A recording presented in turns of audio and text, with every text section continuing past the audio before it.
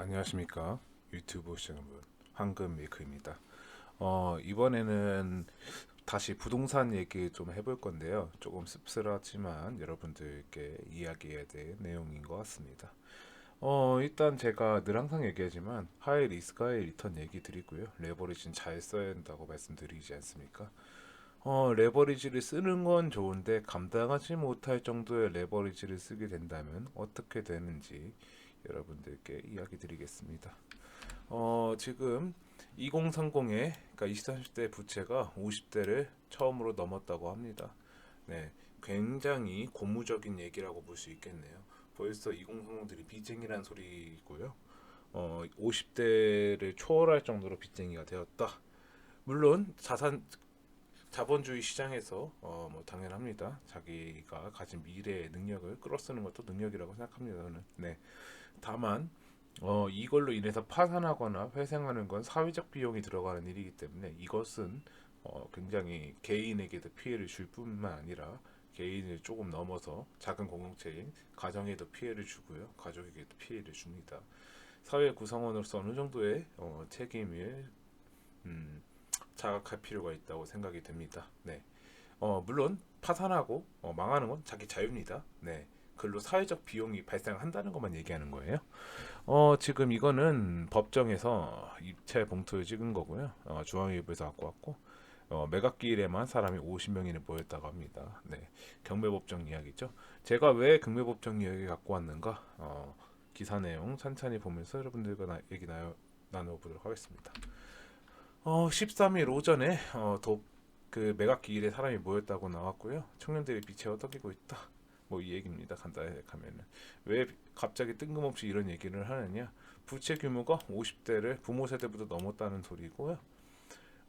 송석준 국민의힘 의원이 한은에서 제출받은 가계부채 데이터베이스 분석들을 따지면 작년에 30대 이하 가계대출 잔액은 500조 원이라고 합니다. 전체 가계대출의 대략 거의 28%를 차지했고요. 이게 거의 40대랑 동급이라는 겁니다. 50대 대출 규모도 단순하게 뛰어넘었고요. 간단히 생각하면 이 세 개만 대출 다 합치면은 지금 우리 지금 위에 있는 세대는 대출이 없다고 생각하시면 됩니다. 거의 이 세대 세 개 합치면은 25, 30, 30 잡아서 대략 85% 가량의 대출이 남아 있다는 걸 확인할 수 있습니다. 이게 이렇게 나쁘다는 건 아니에요. 물론 하이 리스크 하이 리턴이고, 예, 뭐늘 얘기하지만 하이 리스크를 감당하게 되는 상황에 대해서 얘기를 드리는 겁니다. 예, 이렇게 된다는 걸 말씀을 드리려고 이 영상을 찍은 거예요. 그리고 최근 고금리로 인해 가계부채 증가세가 다소 둔화됐지만 여전히 많다. 왜 갚아야 되니까요. 열심히 근로해서 갚고 이렇게 되면 뭐가 문제가 생기느냐 이 뒤에 이야기해 드릴 겁니다. 지금 뭐 대출 잔액으로만 말씀을 드리네요. 여기 조 단위로 나왔는데 30대 이하가 40대랑 거의 비비고 있죠. 용호 삼박 50대를 뛰어넘었죠. 60대 분들은 이제 거의 다 갚아가는 상황이기 때문에 이분들 대출이 아마 여기 때문에 늘어나고 있다고 생각을 합니다. 이분들 대출도 여기 때문에 늘어나고 있는 거고요. 그러니까 지금 여기 두 세대가 여기 때문에 이 둘 때문에 늘어나고 있다고 저는 생각을 합니다. 사실 결혼하거나 뭐 이제 양육하거나 여러 가지 상황으로 늘어나고 있다고 생각을 하고 있어요. 지금 상당히 이게 위험한 상황이란 걸 왜 제가 이렇게 이야기하냐면 소비가 안 된다는 거거든요. 그러니까 이 나라의 모든 돈들은 다 은행 대출이랑 은행 원금이랑 이자 갚는 데 돈을 쓴다는 거예요. 그럼 이 나라에 다른 뭐 물건 상품을 사줄 소비 여력이 없는 거예요. 가장 활발한 세대인 2030 세대가 어느 정도는 소비를 해야 돼요. 물론 제가 재테크 채널인 만큼 모아라 하지만 적당히는 어느 정도 욕망을 써야 한다고 저는 얘기합니다. 안 하면 폭주하면은 또 그게 또 대책이 없어요. 예. 1,000만 원 모았다가 뭐 150만, 200만 원 쓴 것보다 100만 원 모을 때 만 원, 2만 원 뭐 이렇게 소비를 해서 뭐 비율로 따지면 비슷하긴 하는데 적당한 욕구를 충족시켜 줄 필요가 있습니다. 너무 참으면 또 사람이 폭발하면 못 써요, 이게. 예. 그런 얘기를 하는 채널인데 이게 지금 그럴 여유조차 안 남는다는 거죠. 그 다음 문제입니다. 연끌 투자 받쳐줄 다음 세대가 없습니다.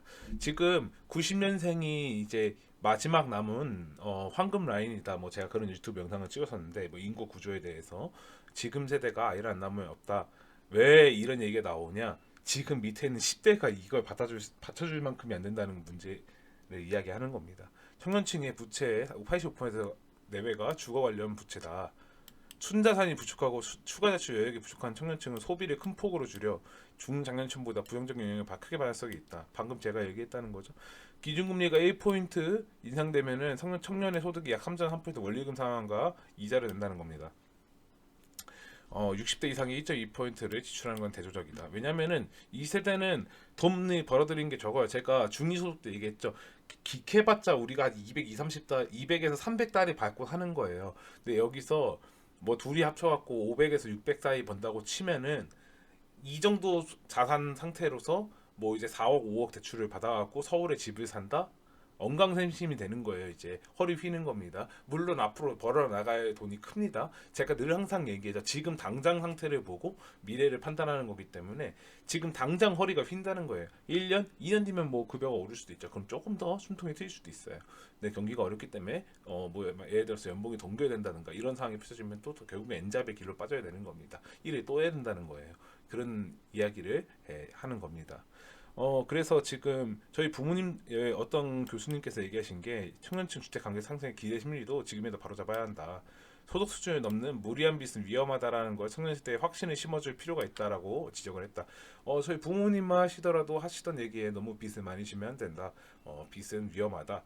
그러니까 저는 이제 감당 가능한 수준의 빚을 생각을 한 거였는데 저희 부모님 입장에서는 큰 돈을 대출 받기 때문에 불편하신 거죠. 또 이제 아들내미 빚쟁이라는 거에 대해서 저는 감당 가능한 빚쟁이기 때문에 괜찮긴 합니다. 근데 여기서 제가 갖고 있는 거에 5배 이상 대출을 받고 4배 이상 대출을 받았던 분들은 사실 제가 생각할 때 굉장히 힘들 것 같다고 생각을 해요. 왜냐하면 저도 지금 여유적인 게 조금씩 부족해지고 있는 판국인데 경기가 안 좋아지니까 이 얘기를 드린 거예요. 물가가 올라가니까. 근데 저보다 4배, 5배, 6배, 10배 받은 분들은 진짜 의미 결정맞게 살고 있다고 말씀을 드리고 싶다는 거예요. 진짜 그게 결국에는 갚지 못하게 되면은 은행은 어느 순간 칼을 빼들고 우리의 적이 됩니다. 친구가 아닙니다. 이제 가계 부채가 급증한 이유를 말씀드리면 연끌족이 등장해서 그렇답니다. 네, 전 정권 얘기 몇 번 했었죠. 급격한 집값 상승을 경험한 이들은 무리한 부채를 부담하면서 아파트 구매에 뛰어들자 관련비도 증가했다. 부동산이 집계한 올해 10월에서 1월에서 10월 사이 아파트 매매 중 2030 매수 비율은 전체의 30%를 차지했다. 자, 간단히 생각하면 얘네 둘이 지금 더 돈 많은 2세대보다 더 많다는 거예요, 지금. 사회적으로 이제 어느 정도 인정받기 시작하는 시기고 여기 인정받은 시기에 이제 은퇴를 준비하시는 분들 시기인데 얘들이 돈을 더 많이 땡겼었다는 소리예요. 지금 이거는 올해가 처음이라는 겁니다. 네. 40대를 넘었어요. 30대가 지금 그만큼 불안해하고 있고 지금 이마만큼의 지금 빚을 지고 있다는 이래서 지금 정부가 오락가락하고 있는 거예요. 기재부랑 하느니 억박자가 나는 이유가 이래서예요. 부동산 값 떨어지면 결국 표가 떨어지기 때문에 한번 터뜨리고 가야 되는 건 사실 맞는 거기 때문에 하는 입장에서는 정리해야 되고 어느 정도 긴축을 해서 이제 인플레를 붙잡고 가야 한다. 약간 거기는 완벽하게 금융적인 얘기를 하는 거고요. 지금 근데 기재부나 정부 입장에서는 연착륙을 시켜야 되는 거예요. 어떻게든지. 왜냐? 집값도 내 집값 떨어지는데 좋아하는 사람 한 명도 없어요. 저도 마찬가지고요. 근데 그 욕을 다 감당하고 이제 곧 4월에 봄에 올 총선을 치러야 한다? 정부 입장에서 너무 큰 리스크라는 거예요. 이게 어쩔 수가 없는 거예요. 저 같은 학고 유튜버니까 이렇게 막말할 수 있지만 아마 구독자가 많으신 좀 큰 유튜버들은 사실 이렇게 말씀하기 힘들 겁니다. 예. 그런 것처럼 정부는 어느 정부든 간에 집값이 폭락하거나 폭등하는 걸 좋아하는 정부는 단 한 정권도 없을 거라 저는 생각을 합니다. 폭등을 하면 못 산 사람들이 원망할 거고요. 폭락을 하면 집 산 사람들의 원망을 받게 될 거라는 거예요. 이 지금 많은 인원들이 지금 매수가 나왔는데 그럼 여기서 나오는 표가 얼마나 많겠어요. 이 생각을 해보면 간단합니다. 베이비 부모의 부동산 청년이 연끌로 재구매했다. 자, 이게 저희 부모님 세대죠. 1955년에서 1963년생 세대가 부색수 없이 빛으로 부동산 가격에 계속 밀어 올렸고 이렇게 값이 오른 부동산 청년층이 그대로 이제 받아준 겁니다. 네, 문제는 이제 집값이 말도 안 되게 오르면서 청년들에게 허탈감을 주고 집값에 대한 지나친 기대 심리를 주는 측면이 있다. 청년들이 무리해서 집을 마련하도록 유도한 환경에 2차적인 책임이 있다라고 합니다. 예, 강인수 숙명여대 경제학부 교수님이 얘기하신 게 자, 이렇게 만든 게 말도 안 되는 정책으로 밀어 올렸던 그 정부가 있죠. 예, 그 정부를 돌려 욕하는 것 같습니다. 저는 그렇게 돌려 욕할 줄 몰라가지고 이렇게 무식하게 욕을 하는데 사실 생각하면은 정말 말도 안 되는 정책을 많이 올렸어요. 규제를 한다고 규제를 하면 할수록 사람들이 더 원하고 더 이제 패닉에 빠지기 때문에 못 산다는 생각이 들면 더 사고 싶어지는 사람의 심리죠. 막 예를 든다고 하면은 뭐 전쟁이 나서 이제 식료품을 못 산다 그러죠. 마트 난리 납니다. 전쟁판 되죠. 우리 좀비 영화나 재난 영화 보면 마트 가서 싸우고 뭐 휴지랑 물 들고 싸우고 막 거기서 아수라장 되죠. 사람들 그렇게 되는 겁니다. 이번 집값도 같이 비슷한 맥락이라고 보면 돼요. 언젠가 살 수 있다. 기다려라. 조급해하지 마라. 이런 신호를 줘야 되는데 자꾸 말은 그렇게 하면서 정책은 거꾸로 가니까 사람들이 의심하다 못해서 결국에는 이렇게 질러버리게 된 겁니다. 지금 현 상황이 그렇게 됐다고 봐요. 사실 자산을 샀다고 해서 나쁘다고 이야기하는 게 아닙니다. 네. 이게 문제라는 거예요. 무리한 투자로 경매가 나온 영구적인 물건을 노리는 것도 청년이다. 평일 오전임에도 불구하고 13일 북부시적 입찰 법정에 온 50명 중 2030은 대략 3분의 1이나 달했고요.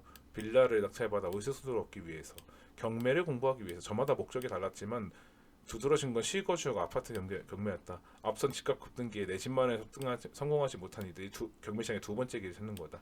이미 경매 추이가 재작년도 1월보다 지금 굉장히 많이 나왔죠. 뭐 1,800건 가지고 뭘 그러냐라고 하시면 1,800 대략 2,000건이나 지금 이런 건이 나왔다는 게 중요한 거죠. 앞서 매수한 거는 굉장히 많죠. 근데 중요한 거는 이런 상황에 내몰린 사람이 대략 1,800명 가량이나 된다는 거예요. 지금 더 늘어나고 있는 걸 수도 있고요. 이게 은행은 우리 편이 될 수 있지만 언제든지 우리 편에서 등 돌릴 수 있다는 게 문제죠. 네, 우리는 항상 그거를 기억해야 합니다. 은행이 우리가 돈을 잘 벌 때는 좋은 든든한 친구지만 은행은 우리가 이자를 딱 한 석 달만 못 내면 바로 경매 쳐버립니다. 예. 바로 적이 되는 거예요. 필요할 때 찾아가는 친구지만 잘 써야 하는 금융기관과 은행은 잘 써야 하는 상품 서비스라고 생각하시면 돼요. 여러분들이 돈 빌리고 여러분들이 이자를 내는 겁니다. 아쉬워할 거 별로 없어요. 그만큼 잘 이용해야 되는 존재다라는 거 여러분들이 생각했으면 좋겠습니다. 그리고 또한 내가 집으로 흥하고 싶어서 열심히 대출을 받고 잘 갚는 거 저는 훌륭하다 생각합니다. 그 또한 방법이고 자본주의 시장에서 살아가는 방법이에요. 근데 다만 너무 무리하게 되면 무너질 수 있다. 적당한 선에서 내가 감당할 수 있다고 생각하는 선에서 해야 합니다. 만약 감당 못하는 상황이 터지게 되면 엔잡이라도 해야 돼. 답이 없어요. 안 그러면 진짜 은행이 바로 경매를 치기 때문에 은행이 언제 내 등기를 뺏어갈지 등기부 등본을 뺏어갈지 몰라요. 여러분들 항상 기억해야 됩니다.